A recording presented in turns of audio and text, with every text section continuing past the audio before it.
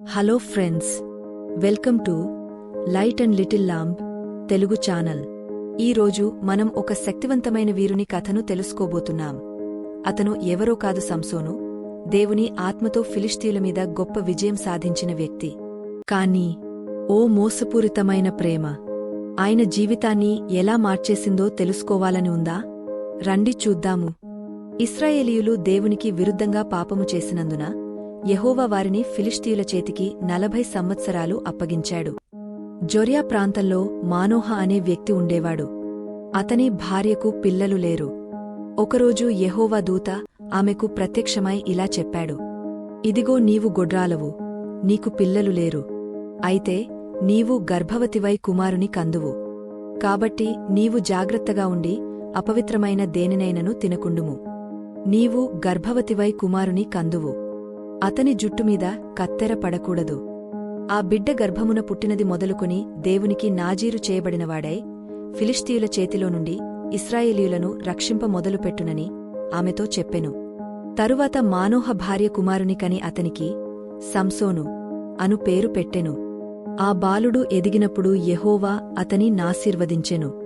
ఒకరోజు సంసోను తిమ్నాతు అనే ఊరికి వెళ్లాడు. అక్కడ ఒక అందమైన ఫిలిష్తీయురాలైన యువతిని చూశాడు. ఆమెను చూసిన వెంటనే ఆమెను ఇష్టపడ్డాడు. ఆమెను పెళ్లి చేసుకోవాలని అనుకుని తను తిరిగి ఇంటికి వచ్చి అమ్మనాన్న దగ్గరకు వెళ్లి ఇలా అన్నాడు, తిమ్నాతులో ఓ యువతిని చూశాను. ఆమెతో నాకు పెళ్లి చేయండి. కాని తల్లిదండ్రులు అతనితో ఏకీభవించకుండా వారు ఇలా అన్నారు, మన ఇశ్రాయేలు జనులలోనూ నీ బంధువుల మధ్యలోనూ మంచి యువతులు లేరా? ఓ సున్నతి లేని ఫిలిష్తీ యువతిని పెళ్లి చేసుకోవాలా? కాని సంసోను దీటుగా స్పందించాడు, ఆమె నాకు ఇష్టం. దయచేసి ఆమెతో నాకు పెళ్లి చేయండి. అయితే సంసోను తలచినది సాధారణ పెళ్లి కాలేదు. దేవుడు ఒక అద్భుతమైన ప్రణాళికలో భాగంగా ఇది జరుగుతున్నది. కాని సంసోను తల్లిదండ్రులకు దీనిని గ్రహించలేకపోయారు. ఆ రోజుల్లో ఫిలిష్తీయులు ఇశ్రాయేలీయులను పాలిస్తూ ఉన్నారు. అందుకే దేవుడు సంసోనును వారిమీద న్యాయాధిపతిగా ఉంచాలని అనుకున్నారు. తరువాత సంసోను తన తల్లిదండ్రులతో కలిసి తిమ్నాతు వైపుకి బయలుదేరాడు. వారు ద్రాక్షతోటల వద్దకు వచ్చినప్పుడు ఒక కోదమసింహం అతి భయంకరంగా బొబ్బరించి సంసోను ఎదుటకు వచ్చింది. అప్పుడే యెహోవా ఆత్మ సంసోనుపై రాగా ఆయన చేతిలో ఏమీ లేకపోయినా ఒకడు మేకపిల్లను చీల్చినట్లు ఆ సింహాన్ని సంసోను చీల్చివేశాడు. తర్వాత సంసోను తిమ్నాతులో ఉన్న ఆ యువతితో మళ్లీ మాట్లాడాడు. ఆమె మాటలు, ఆమె వ్యక్తిత్వం అతనికి నచ్చాయి. కొంతకాలం తర్వాత సంసోను మళ్లీ ఆ యువతిని పెళ్లి చేసుకోవడానికి తిరిగి వస్తున్న సమయంలో సింహాన్ని చంపిన చోటు మీదుగా వెళ్లాడు. అక్కడ ఆ సింహపు కళేబరములో తేనెటీగల గూడు ఉంది. ఆ తేనెను చూసి సంసోను తన చేతితో తీసుకుని తిన్నాడు. ఆ తేనెను తల్లిదండ్రులకు కూడా తీసుకుని ఇచ్చాడు. కాని తేనె ఎక్కడ నుండి తెచ్చాడో వారికి చెప్పలేదు. కొన్ని రోజుల తరువాత గోధుమల కోత కాలంలో సంసోను తన భార్యను మళ్లీ చూడటానికి ఒక మేకపిల్లను బహుమతిగా తీసుకుని తిమ్నాతు నగరానికి వెళ్లాడు.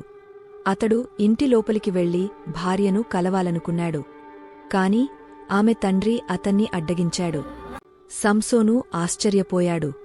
అప్పుడు ఆమె తండ్రి చెప్పాడు, నీకు ఆమెపై ప్రేమ లేదనుకున్నాను. అందుకే ఆమెను నీ స్నేహితుడికి ఇచ్చి పెళ్లి చేశాను. ఆ మాట వినగానే సంసోనుకి బాగా కోపం వచ్చేసింది. ఇప్పుడు నేను ఫిలిష్తీయులకు ఏం చేసినా తప్పులేదు అని సంసోను భాటుగా అన్నాడు. సంసోను 300 నక్కల్ని పట్టుకుని వాటి తోకలతో తోకల మధ్య దివిటీలు కట్టి వాటిని అగ్నితో మండించి ఫిలిష్తీయుల గోధుమ చేలల్లోకి వదిలేశాడు. అవి పొలాల్లోకి పరుగులు తీశాయి. గోధుమ పంటలు, పనల కుప్పలు, ద్రాక్షతోటలు, ఒలివతోటలు అన్నీ కాలిపోయాయి. ఈ వార్త ఫిలిష్తీయులకు తెలియగానే ఫిలిష్తీయులు విచారించి ఈ పని సంసోను చేశాడని తెలుసుకుని అందుకువారు సంసోను భార్యను మరియు ఆమె తండ్రిని అగ్నిలో వేసి చంపేశారు. సంసోనుకి ఇది తెలియగానే అతను మరింత ఆగ్రహంతో అన్నాడు, ఇప్పుడు మీరు ఇలా చేసినందుకు నేను పగ తీర్చుకుని తీరుతాను. అతను ఫిలిష్తీయుల మీద విపరీతమైన దాడి చేసి చాలామందిని చంపాడు. తర్వాత ఫిలిష్తీయులు దూసుకువచ్చి యూదా దేశంలోని లేహి అనే ప్రాంతంలో దిగ అక్కడ ఒక దండు కూర్చున్నారు. యూదా ప్రజలు భయపడ్డారు. ఇవ్వాళ ఫిలిష్తీయులు ఎందుకు వచ్చారు అని అడిగారు. అప్పుడు వారు చెప్పారు, సంసోను మనకు చేసినదానికి ప్రతీకారం తీర్చుకోవడానికి వచ్చాం. అతన్ని మాకు ఇవ్వండి. దాంతో యూదా ప్రజలలో 3000 మంది ఏతాము బండల దగ్గరికి వెళ్లి సంసోనుతో ఇలా అన్నారు: నీవు చేసిన పనివల్ల మనమీద శత్రువులు వచ్చారు. ఎందుకు అలా చేశావు? అప్పుడు సంసోను తాను పగ తీర్చుకున్నానని, తాను చేసినదానికి తాను తప్పుకాదు అన్నాడు. తరువాత ఒకసారి సంసోను గాజా అనే పట్టణానికి వెళ్లాడు. అక్కడ అతడు ఒక వేశ్యను చూసి ఆమె దగ్గరకు వెళ్లాడు. ఇది తెలిసిన గాజావారు అతన్ని పట్టుకోడానికి పట్టణ ద్వారాల వద్ద రాత్రంతా ఎదురుచూశారు. కాని రాత్రి సమయంలో సంసోను లేచి పట్టణ గేట్లను తలుపులతో సహా తీసి తన భుజాలపై మోసుకుని హెబ్రోనుకు ఎదురుగా ఉన్న కొండపైకి తీసుకెళ్లిపోయాడు. కొంతకాలానికి సంసోనులో ఓ కొత్త ప్రేమ మొదలయ్యింది. ఆమె పేరు దెలీలా. సంసోను ఆమెను ప్రేమించగా ఫిలిష్తీయుల సర్దారులు దెలీలా దగ్గరకు వచ్చి ఇలా చెప్పారు: నీవు సంసోనును మంచిగా చేసుకుని అతని బలము దేనిలో ఉందో మాకు చెప్పుము. మేము అతన్ని పట్టుకుని ఎలా గెలవాలో తెలుసుకుంటాము. అప్పుడు మాలో ప్రతివాడును 1000 వెండి నాణములను నీకు ఇస్తాము అని. దెలీలా వెంటనే సంసోనుని ఇలా అడిగింది: నీ బలం దేనిలో ఉంది? నిన్ను ఎలా బంధించగలమో చెప్పు. కాని దెలీలా అడిగిన ప్రతిసారి సంసోను ఏదో ఒక సమాధానము చెప్పి తప్పించుకునేవాడు. దెలీలా రోజూ అతన్ని పదే పదే అడిగి బాధిస్తూ ఉండడంతో సంసోను చివరికి తన రహస్యాన్ని చెప్పక తప్పలేదు. నేను నా తల్లి గర్భంలో నుండే దేవునికి నాజీరు చేయబడినవాడను. నా తలమీదికి మంగళకత్తి రాలేదు. నా జుట్టు కత్తిరించిన ఎడల నా బలము నాలో నుండి పోయెను, సామాన్య మనుష్యులవలే అయిపోతాను అని అనెను. ఈ మాట విన్న దెలీలా వెంటనే ఫిలిష్తీయుల సర్దారులను పిలిపించి వానిచేత అతని తలమీది 7 జడలను కత్తిరించి అతని బాధించుటకు మొదలుపెట్టారు. అప్పుడు అతనిలో నుండి బలము తొలగిపోయెను. దెలీలా ఒక పెద్ద కేక వేయగా సంసోను లేచి ఎప్పటిలానే శక్తివంతంగా ఉన్నాను అనుకున్నాడు. కాని దేవుని యొక్క బలము అతనిని విడిచి వెళ్లిపోయెను. సంసోను ఫిలిష్తీయులు చేత బంధించబడతాడు.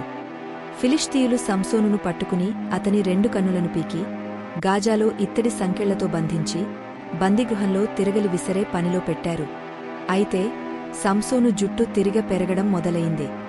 ఫిలిష్తీయులు ఓ పెద్ద పండుగను జరుపుకుంటూ, మన దేవత మన శత్రువైన సంసోనును మన చేతికి అప్పగించియున్నది అని చెప్పుకుని తమ దేవతయైన దాగోనుకు మహాబలి అర్పించుటకును పండుగ చేసుకోటానికి కలుసుకుంటారు.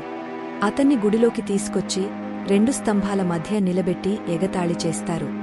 అప్పుడు సంసోను, యెహోవా ప్రభువా, దయచేసి నన్ను జ్ఞాపకము చేసుకొనుము. దేవా, దయచేసి ఈసారి మాత్రమే నన్ను బలపరచుము. నా 2 కన్నుల నిమిత్తము ఫిలిష్తీయులను ఒక్కమారే దండించి పగ తీర్చుకొననిమ్మని యెహోవాకు మొహపెట్టి నేనును ఫిలిష్తీయులను చనిపోదుముగాక అని చెప్పి బలముతో వంగనప్పుడు గుడి ఆ సర్దారుల మీదను దానిలోనున్న జనులందరి మీదను పడెను. ఆ తరువాత అతని కుటుంబం సంసోను దేహాన్ని తీసుకుని తన తండ్రి మానోహ సమాధిలో పాతిపెట్టారు. సంసోను ఇశ్రాయేలీయులకు 20 సంవత్సరాలు న్యాయాధిపతిగా పాలించాడు. చూశారు కదా, సంసోను జీవితంలో దేవుని ప్రణాళిక ఉన్నప్పటికీ తన సొంత నిర్ణయాలు తన జీవితాన్ని ఎలా నాశనము వైపునకు నడిపించాయో. మనము మన జీవితాలలో మన సొంత నిర్ణయాలకు చోటు ఇవ్వకుండా దేవుని ప్రణాళికకు చోటు ఇచ్చినప్పుడు దేవుని చిత్తాన్ని చేసిన వాళ్లము అవుతాము. ఇంకా మరెన్నో అద్భుతమైన బైబిల్ సన్నివేశాలను తెలుసుకోవాలనుకుంటే మా ఛానల్ను సబ్స్క్రైబ్ చేయడము మర్చిపోవద్దు. వీడియోను లైక్ చేయండి. అలాగే మీ అభిప్రాయాలను కామెంట్ రూపములో వ్రాయండి. అలాగే వీడియోస్ని మీ ఫ్రెండ్స్, ఫ్యామిలీ మెంబర్స్కి షేర్ చేయండి. దేవుని పనిలో పాలిభాగస్థులు అయినందుకు వందనాలు. దేవుడు మిమ్మల్ని దీవించునుగాక.